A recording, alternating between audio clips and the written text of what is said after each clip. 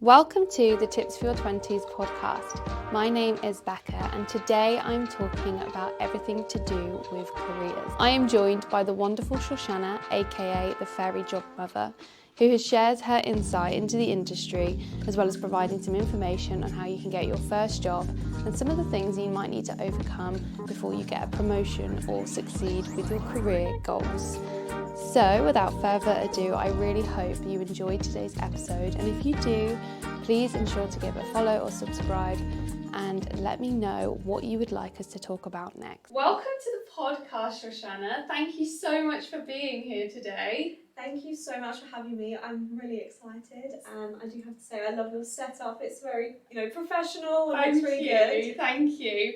I am really excited to have you here today to talk about everything careers related, job, and I think this one personally has been really exciting for me because I've had my own experiences with changing career routes, not knowing what to do, and I think this will be really valuable information as well for anybody who's at a point in their life where they're struggling with their career on what to do next, or possibly want to leave their job and don't know how to make those next steps. So yeah, this is a really exciting one, and I'm sure we're going to get loads of value from you.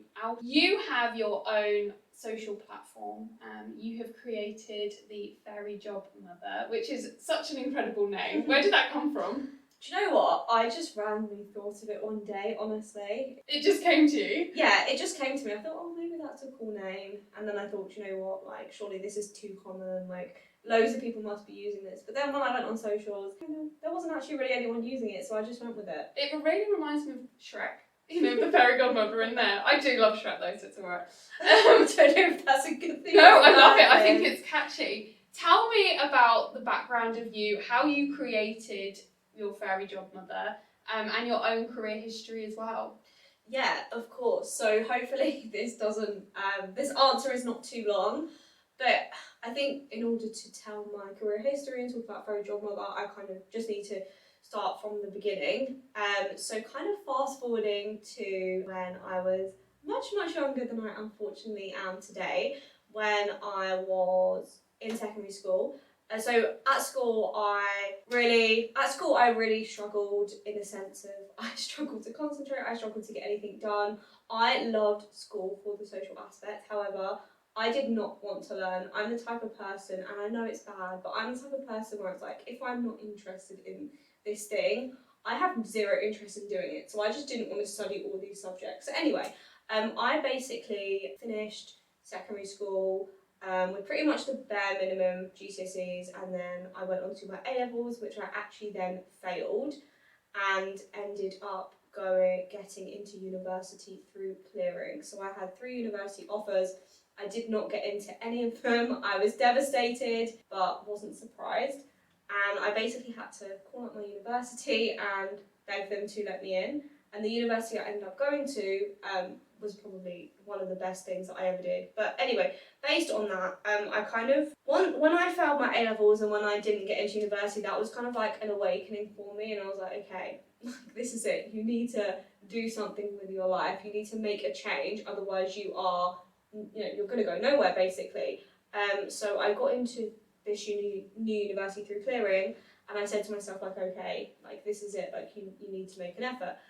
So I basically kind of started university with the mindset that I was at a disadvantage in terms of I didn't have the grades that everybody else had, so I needed to do something to overcompensate.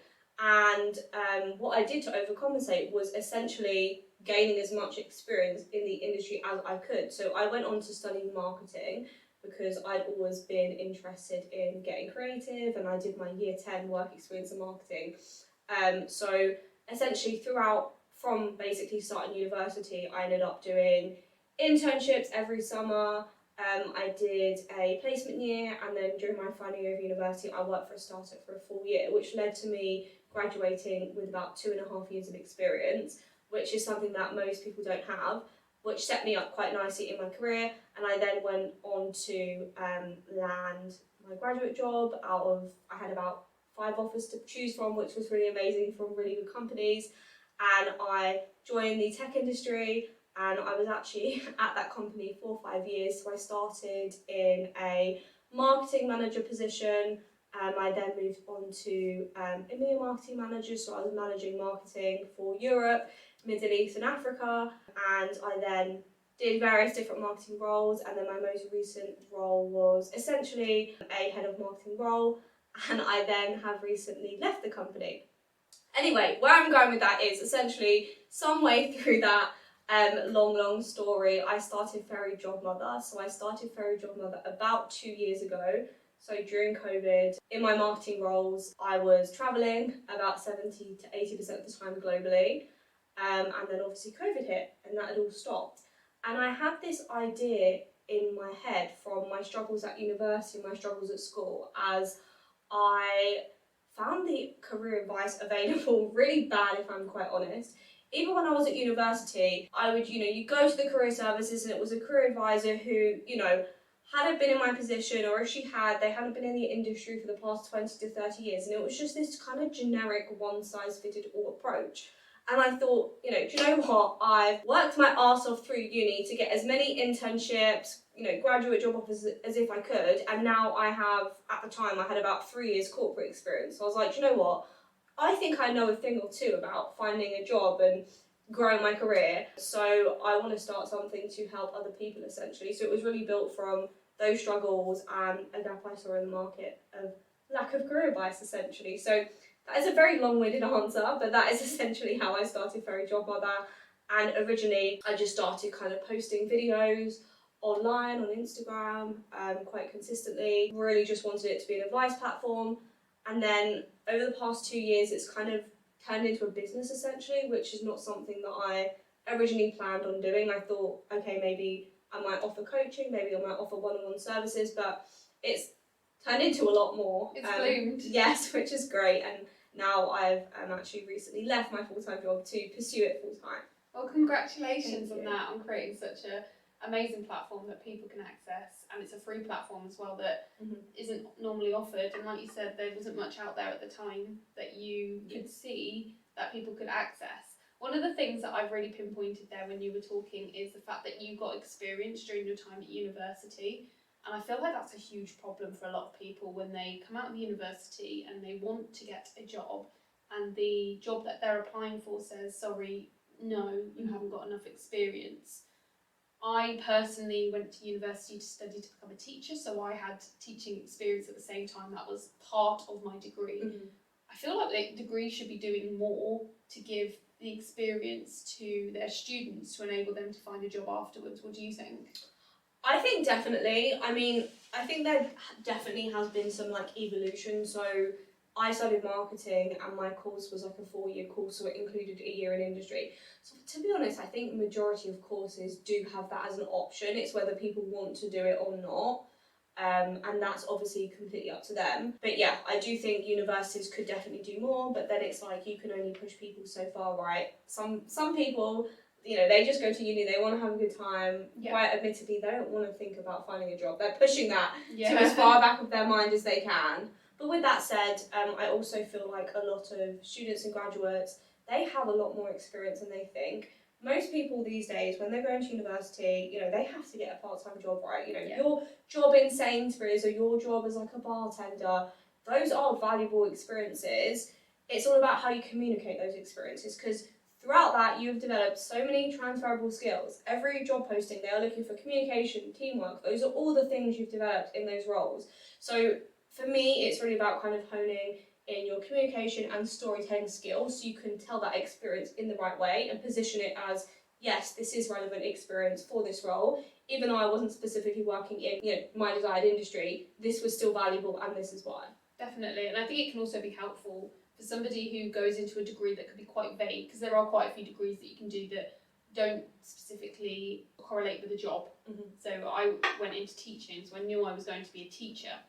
If you go into, let's say, the film industry, there's so many different parts of that you could go into that actually using your initiative to go and find some free or paid work alongside your degree can really help you to understand what path you might want to go down, rather than waiting until the end to decide that. And then that saves a lot of people the trouble of going, what do I actually want to do? But no, that's amazing. Thank you for sharing all about what you do and your platform that you have. It's incredible. I wanted to start by talking about something which means a lot to me, and it's the expectations to do with careers and the traditions.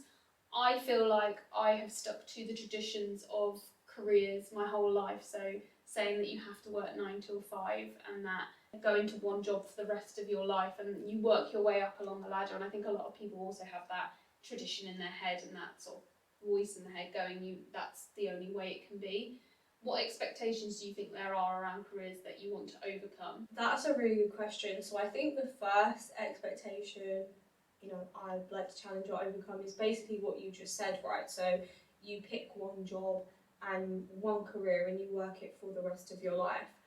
Which, first of all, hopefully people listening know that that's just not the case anymore. It may have been the case for our parents and our grandparents, but it's just not the case anymore. And I think mindsets like that or traditions like that create a lot of anxiety for people, a lot of the young people that I speak to, because when they finish university, or even I did a talk for some high school students the other day, and they're 16 to 17-year-olds, and they're already feeling so much pressure because it's like, what do you want to do? Do you want to go to university? Do you want to study an apprenticeship? And your school and university make out that you have to make this one decision, and once you've made that one decision, you're stuck with it and that's it.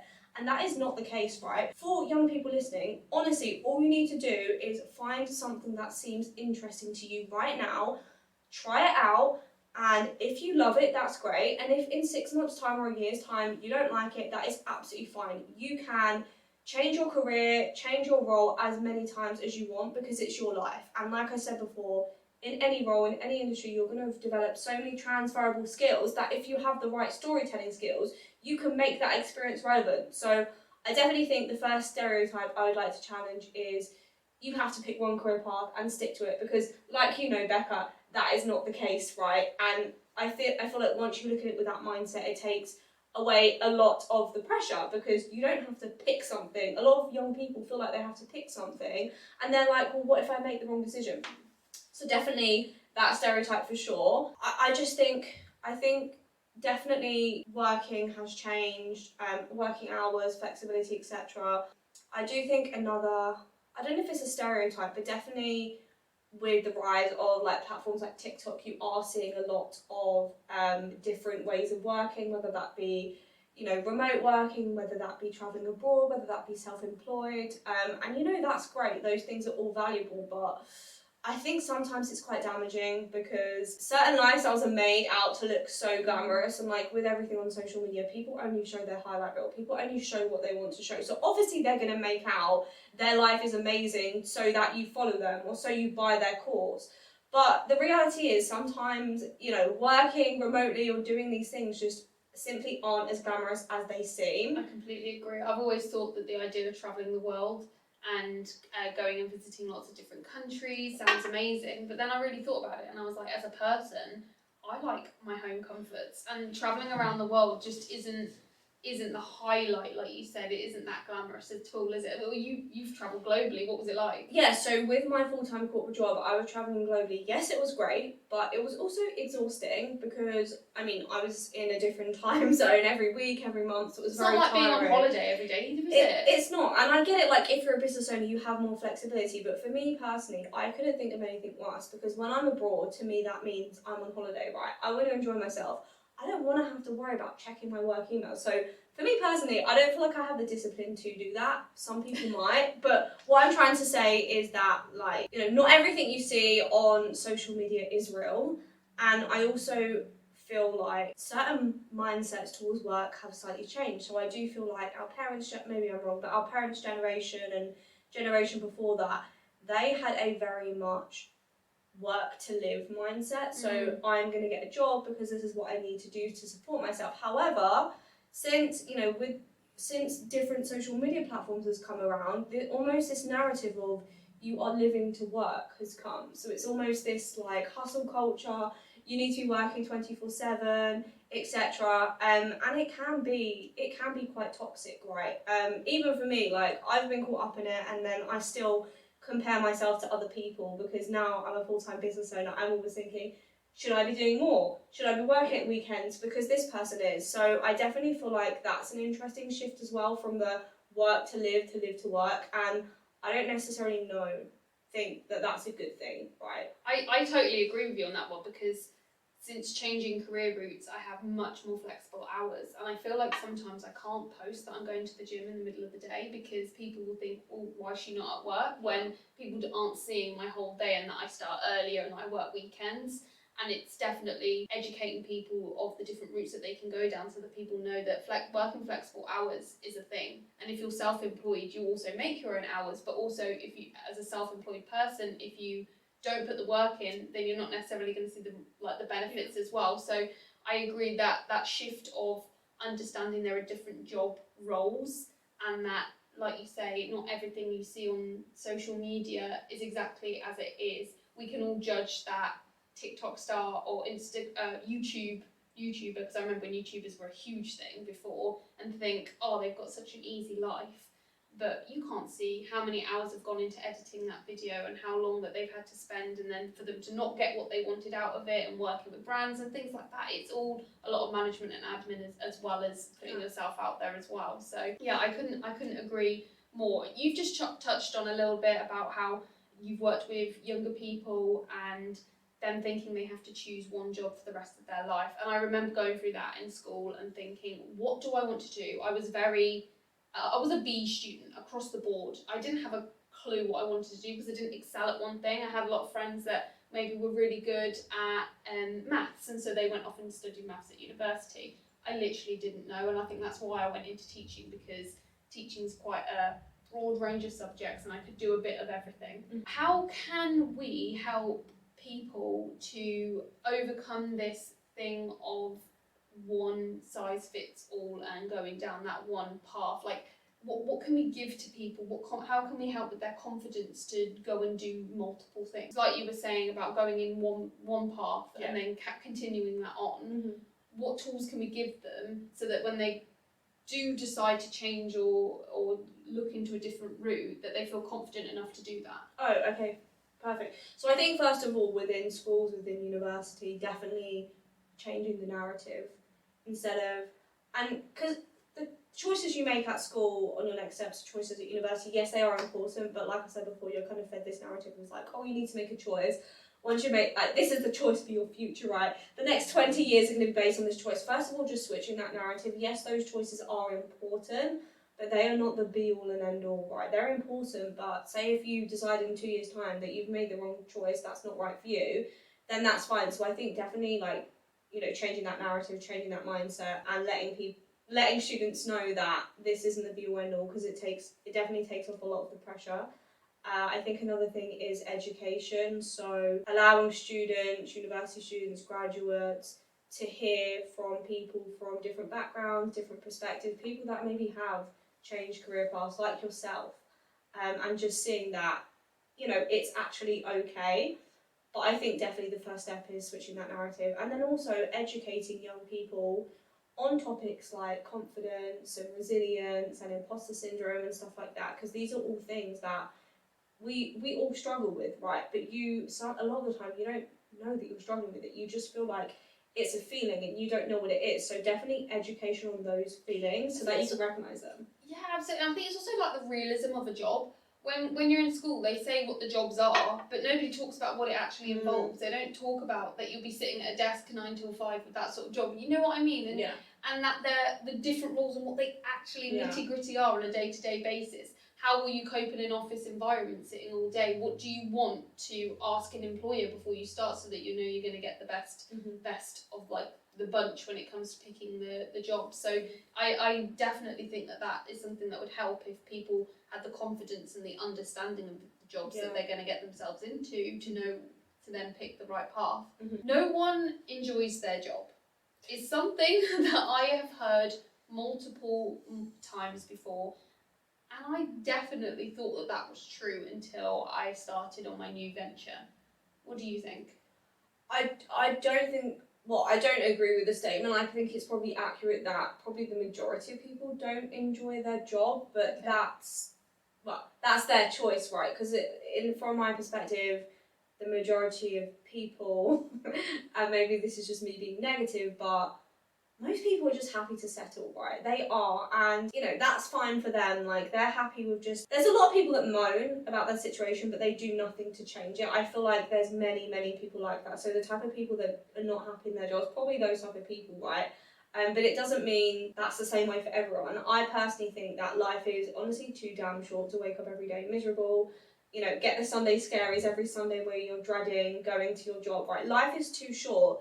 How many hours of our life, how many years do we spend at work? Chances are most of us, we're going to be working till we're like, what's the retirement age? 62? 68? I don't know. So do you really want to wake up every day living for the weekend? To me, that's not much of a life. So I do think, I don't agree with the statement, but I probably agree with the fact that majority of people don't enjoy their job because they moan and choose to do nothing about it. That's their choice. But if somebody's saying it doesn't to you, have to be like that. No, like if you are not enjoying your job, you do not have to stay in that situation.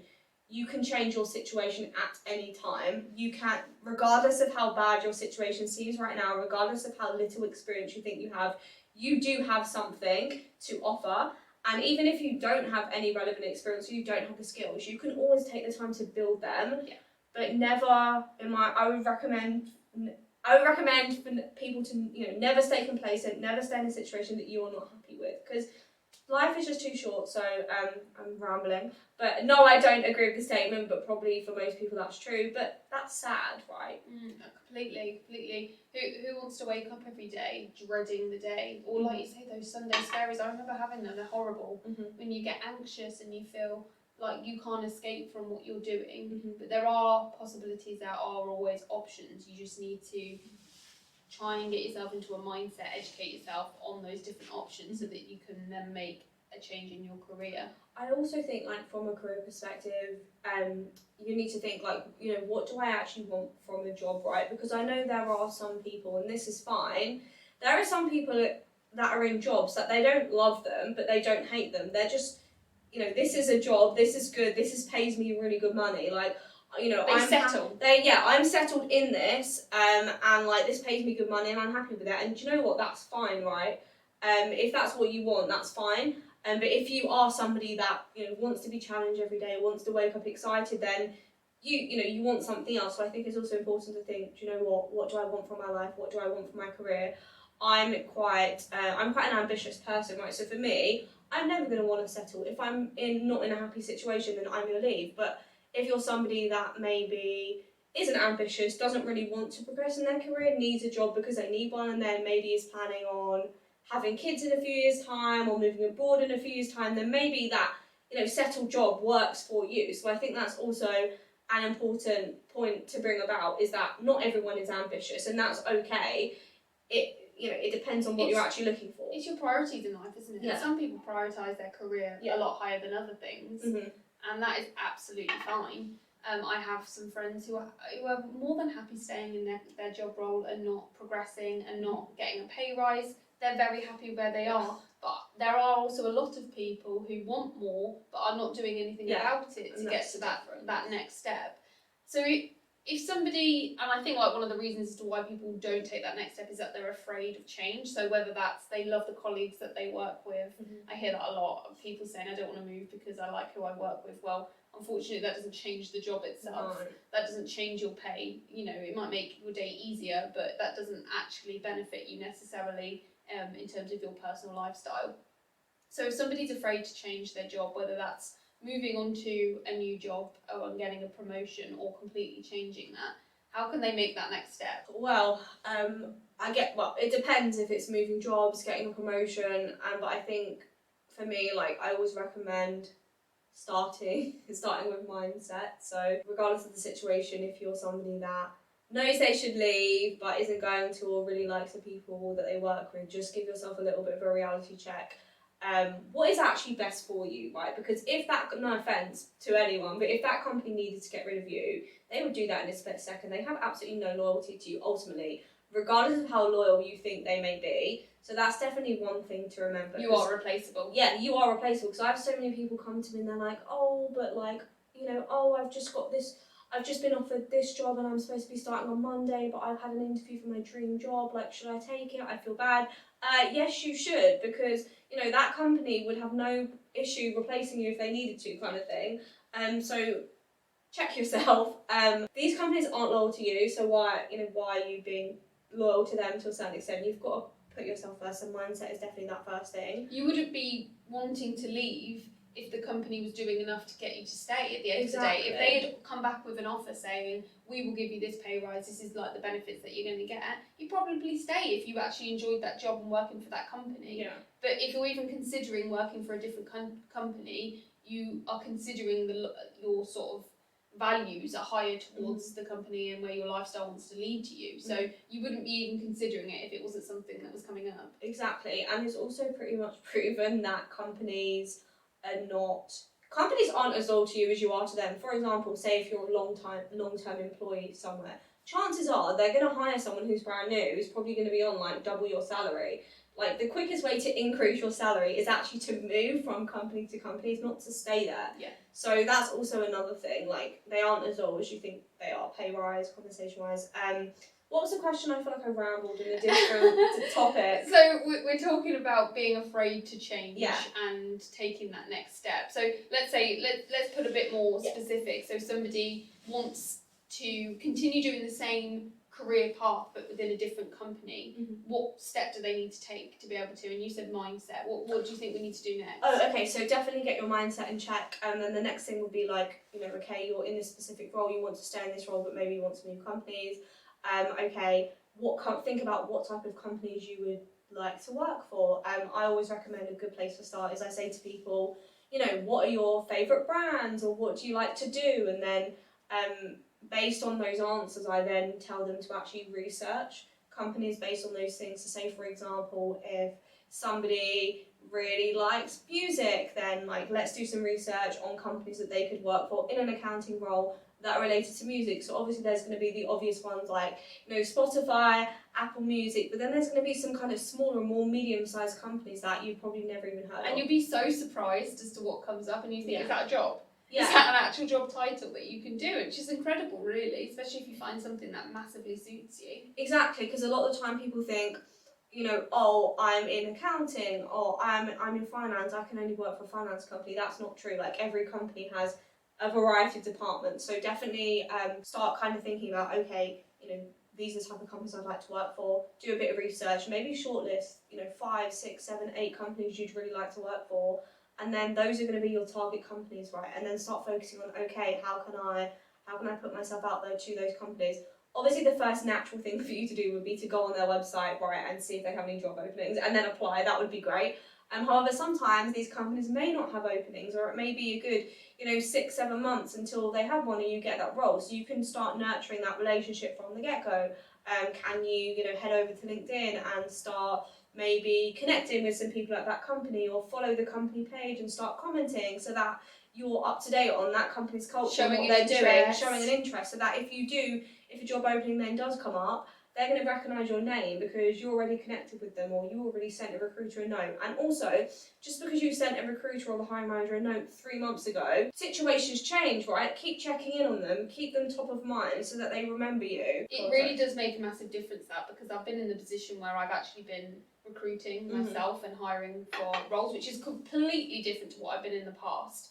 And having somebody come into the room who knows about the business is so crucial. The amount of times I've asked, so what do you know about us? And they haven't been able to answer the question. And it's shocking that you haven't even done half an hour's of research to go and have a look and see. Especially with a company that's high on social media, there's no reason as to why you cannot have a look. And it is, isn't it? But even, like I say, basic research will help you to, number one, decide whether the job is right for you and you like that culture, but it will give you a really good indication as to what the expectation is from you as that company. So is it a company where they travel a lot? Okay, I need to expect that might be something that comes up in an interview where they say, are you happy to travel? Or is it going to be more office space, or is it going to be working from home? Do the research, because not only is it going to help you to look better during the interview, but it's going to help you to understand whether that's a company that you want to work for or not. You don't want to waste your time and 6 months in go, oh god, this isn't really what I expected. do a bit of research before and it will really help. Do you get people that come to you and say, oh, I don't actually really know what that job is? Yes, a lot of the time people are enticed by either the company name or the job title, and I always say make sure you read the job description, make sure you read the responsibilities so that you actually know what the job involves before applying, because it's like, you don't want there to be any surprises. No, exactly. And especially if your industry's small, you don't know whether the companies are talking. You don't know who talks to who. A lot of business owners speak to other business owners, and if they've had somebody apply for the role and gone, they really haven't got a clue what they're talking about. You don't want your name coming up as somebody who is unreliable and who doesn't do their research before coming to an interview. So, yeah, absolutely. I think not being afraid to start something new, absolutely, but have the confidence, change your mindset, do some research, and be ready to find something that you enjoy. Read into everything. During COVID, this is a big one. A lot of people started working from home and have continued to do so now. I know a lot of family members that now work from home, which is amazing in so many different ways, especially with children around and pets. A lot of people got pets during COVID times. But on the other end, there are also people who have been struggling from working from home. What do you think? Like, what are the benefits to working from home? What are the challenges? Yeah, so I'm definitely one of those people that struggled with working from home for sure. I think working from home works for some people really well, and that's okay. But there are also this kind of other set of people that it doesn't work well for, which are ignored a lot of the time, because since COVID there's this huge narrative that's being pushed of working from home is the future, blah blah blah, and it works really well for some people that it doesn't. So I think obviously positives of working from home are you don't get to leave your house, right? You can work in the comfort of your own home. In your pyjamas. Yes. Potentially more flexibility so that you can prioritise your day better. Am I missing anything? For me, those are probably the two main benefits, right? I really, okay, so we'll go on to this. I like a mix, but thinking about the positives of working from home, it can be quite comfortable for somebody who's quite sort of intrinsically motivated, who is really hard with distractions. You can focus in a lot better sometimes at home because you can stop the distractions around you. Yeah, better focus. So those are definitely some strong positives. Yeah. For me, the negatives of working from home, it can be loneliness, isolation, right?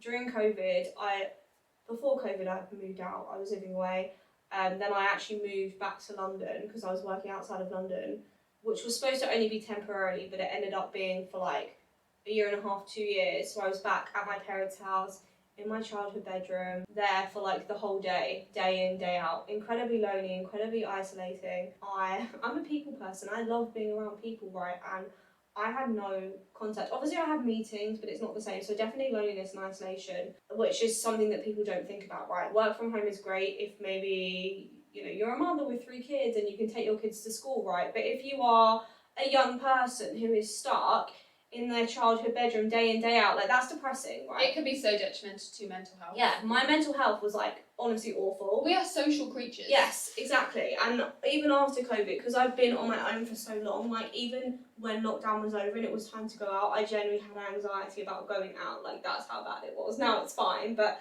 so definitely loneliness and isolation.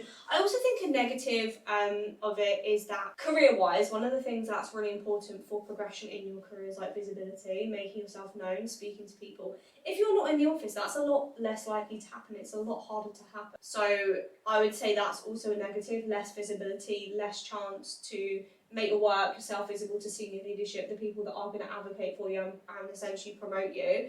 Yes, you can get that done from working from home, but it's very easy to fall into this working from home bubble of, some people don't even have their cameras on, right? Yeah. So I would say definitely loneliness, definitely less visibility. I'm going to say one of my biggest issues. Yeah, go on. I go to the cupboard for snacks. Oh my god, don't. Yeah, that's me. So I actually forgot to tell you, but I'm on a no sugar, not diet, but I'm only on this is day 4. Well done. But ever since, I'm not even joking, ever since COVID, I've been a freaking sugar monster. Like, I've been eating non-stop, and now it's just got to the point where it's like I've put on weight, like I've got acne from it, my sleep has been impacted, so I'm just like, I need to stop this. But ever since COVID, I've just been in this cycle of like really, really bad eating, which I've not been able to shake off. And I genuinely think when you're at home as well more, when you've got the option to go to your drawers, to the cupboards, to open up and see what's in there, you will. Mm-hmm. You'll go and make more coffees than you ever would in the office as well. And yeah, I think that's probably a contributing factor that I know I joke about, but actually for a lot of people that might be an issue that they have, is that they're not number one getting any exercise on their maybe morning commute to work. They're not eating the right things when they're at home. But then on the flip side, I know people in the office also say when there's biscuits around and things like that, you can't always win, can you?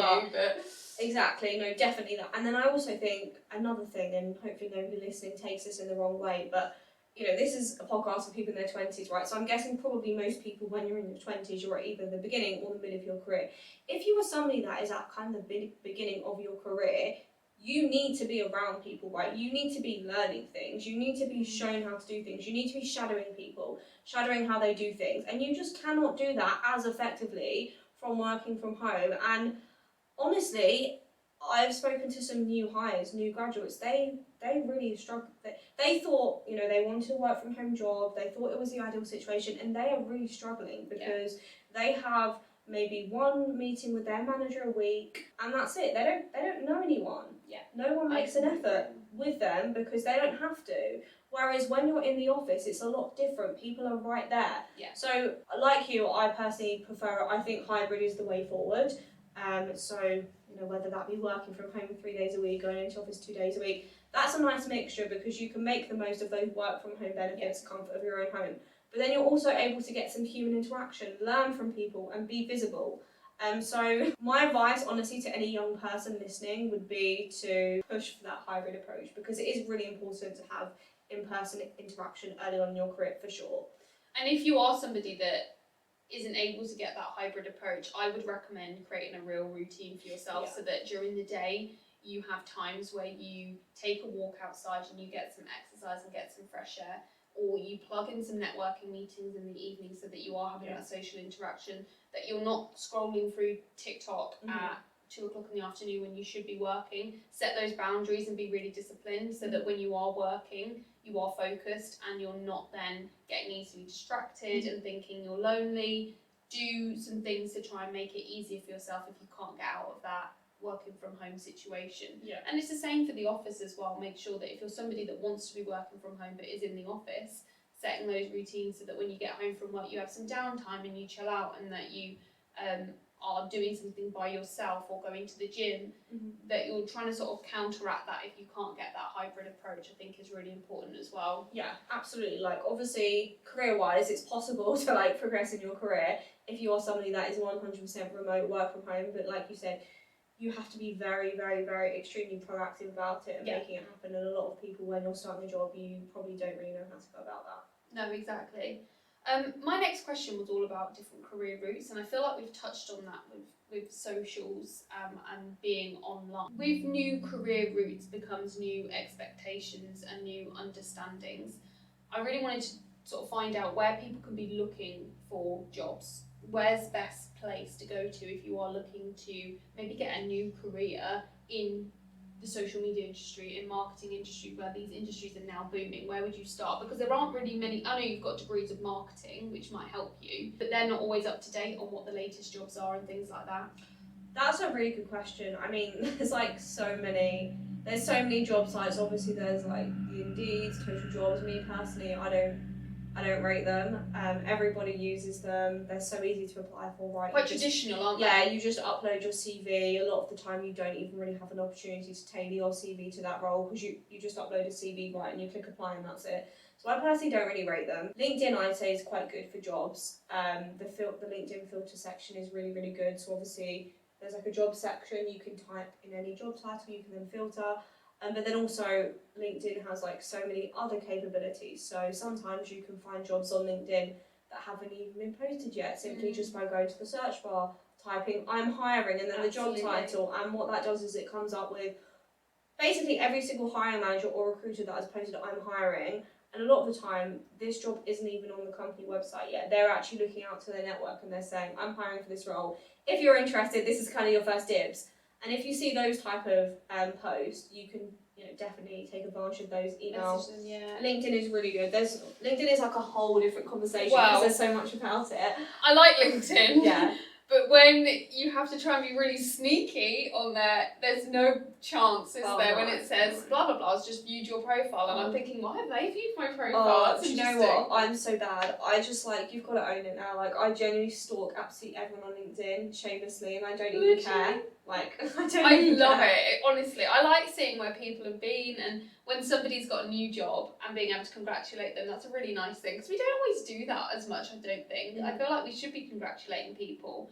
Or if you've left a job, why are we not congratulating somebody? They've been brave. They've had the confidence to go and do something new. I feel like there's a lot of shame about it, which is something I wanted to talk about actually, and it's that shame because when I left my teaching career, I definitely felt ashamed that I'd done a degree for 3 years, had learnt a new skill and was totally wasting it. Now I know you've said that a lot of the things that we go through in our lives, we can use the different skills, but how can we overcome that shame? Because it took me a while to get to a point where I was able to talk about it with people and own it and accept it. How do you think that we should get to that point? Yeah, that's a really good question. So the shame that you were talking about probably stems from that societal expectation that we are taught from pretty much when we're born, right? You go to school, you go to university, you pick a career, you get a job, you stay in that forever. That shame is just all part of you in your mind not fulfilling that kind of expectation on you. But as we've already discussed today, that expectation, that society, that's completely outdated in 2023. So I think definitely acknowledging that you actually do have nothing to be ashamed of. Maybe that that expectation was very relevant 20, 30 years ago, but it's just not relevant today. So you're actually a very forward-facing person. You're futuristic. I can't think of a better way to describe it, but you know what I mean? You're paving the way, essentially. So definitely there's nothing to feel ashamed about. In terms of dealing with the shame, that's a really good question, and I'm not sure I have a good answer, but just reminding yourself that you generally have nothing to be ashamed of. You are a brave person, right? Most people, like we said before, they'll settle or they'll moan and they'll do absolutely nothing about it. But you've actually taken the initiative to go against the norm and do something, and that should be celebrated. And you know what? If the people around you, are not supportive, then honestly, you don't need have them in your life. Yeah, they do not need to be. They do not need to be in your life, because you know what? They should be, if it's what makes you happy, they should be supportive of that. Yeah. And if they're not supportive of that, then they do not deserve a place in your life, honestly. Absolutely, I couldn't agree more. And I'm going to say this because I used to say it. Stop saying it's okay because I can always go back into it. Oh my gosh, I did it so often, and I realised I was doing it. I would every time I'd speak to somebody, be like, "Oh yeah, I'm leaving teaching, but it's okay because I'll always have the teaching degree, and I can always go back into teaching." What helps that?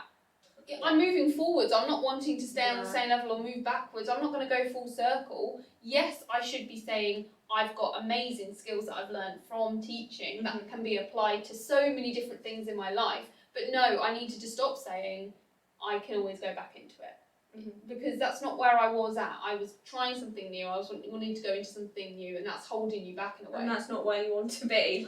You would never want to go back. No, it's sort of a bit of a safety blanket. Don't care what people think at the end of the day. You're doing it for you, and a lot of the time people aren't happy for you because they're jealous that they haven't made that change themselves, or they're unhappy in their career and they want to change but they can't make that jump next. There's a lot of comparisons within careers and why are they doing better than me and things like that. Everybody's on their own path, their own route. You've just got to stick to that. Yeah. I think that leads me to my penultimate question, which is, if you were to give one piece of advice to somebody who wants to make a change in their career today, what would it be? Sort of quite generic.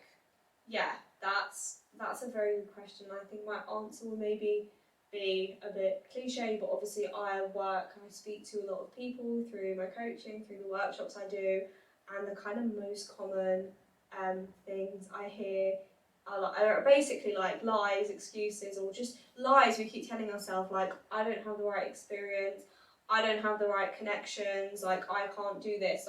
Yes, you can, regardless of what situation you're in right now, and you feel like you cannot make a change and you don't have the right experience or you don't have anything to give, I promise you, you absolutely can. You your mind is like so much more powerful and can achieve so much more than you think it can. And I promise you, all you need to do is just take that first step, take that leap, change your mindset. Because if you are constantly thinking negatively, then obviously you aren't going to be able to do anything right. The second you change that mindset and start telling yourself over and over, I can actually do this, then you will do it, right? I'm not going to say it's going to be easy. I'm not going to say that it's not going to take hard work. But if it's a change that you really want to make, it's going to be 100% worth it. And nothing good in life comes easy. Regardless of what social media shows you, there are no quick fixes to success. There are just none. So, my piece of advice would be, you can do whatever you want to achieve. So just make that change, and the first step is like believing in yourself. As cringe as it sounds, but it's true. People need to hear it, and I think they need to hear it over and over again until they can make that change. And I like what you're saying about the quick successes. And a lot of people say, well, they blew up overnight on social media. That doesn't mean it's easy, because then they have to deal with the fact that they've blown up. That's just like me. That's that's unusual. Like that maybe happens to like one in like 100,000 or like a million. And they can't always cope with that success that they've had overnight, and then they don't have the platform, they don't have the resources to be able to then feed off that. But I agree with you, it's one step in front of the other outside of your comfort zone. Yeah, you have to keep going outside that comfort zone, because it like you say, it isn't easy. Mm-hmm. Just like take small steps, set yourself some small goals. Maybe the thought of leaving your job that you hate seems really overwhelming right now, and maybe you don't feel ready to leave. That's fine, but what are some small goals you can set yourself that are going to help you move in the right direction? Maybe the first one is updating your CV, or speaking to a recruiter, or even just going and doing some research and thinking about what companies would I actually like to work for based on my interests. And those are just small steps, and if you take one small step a month or one small step every 2 months, over time, that's gonna, build up. Yeah, that's gonna quantify and build up, and that's gonna, make that bigger step more achievable. I couldn't agree more. That's amazing advice, thank you. And I'm sure that people will be able to take that, and like you said, those small little things of even putting time into your diary in the evening to sit and research. If you do that, once per week, over the coming weeks, you can then maybe start thinking about it in different ways as well. And also on that point, I couldn't think of the word, and I still can't think of it, but on that point, I don't know if you read it, Atomic Habits. I've heard so many people talk about that. Book. It basically talks about how you consistently do small things over a period of time, which you don't notice at the time, but they lead up to these massive things. Yeah. Love it. Stephen Bartlett also talks about the 1% and being able to focus on 1%. Yeah, so I would definitely recommend, for those listening, read Atomic Habits, and hopefully that will help motivate you and give you some inspiration. Thank you for that recommendation. I'll make sure to link it as well in case anybody wants to have a read of it. I hope that anybody that's listening, even if it's just one person, has got something from this that they'll be able to take away to do with their career, their job at the moment. But I understand we can only squeeze a small amount of value into this. Where can people find you, and what can you offer next if they want to talk to you more about their career and job? Yes, thank you. So I am on social, so I am on Instagram, LinkedIn, TikTok. Instagram is probably my main platform, and I'm at the Fairy Job Mother. So you can definitely follow me, and from there I have lots of further free resources, content, and I also I offer loads of things. I'm not going to go into them, but I would recommend to follow me on socials, and if you feel like you need some help one-on-one, then let me know. Your content is amazing. The videos that you do are so relatable, easy to understand, and I really like how you're young, working in this industry, because like we said before, you go to a careers advisor, they tend to be a lot older, you're up to date with what's happening, and people I know will be able to get the support that they need, even if it is just following you on Instagram, to be able to sort of in the back of their mind build up a bit of an idea as to what they want to do. Thank you so much. Perfect, thank you for coming. And yes, I hope that everybody listening has taken something from this and enjoys today's podcast.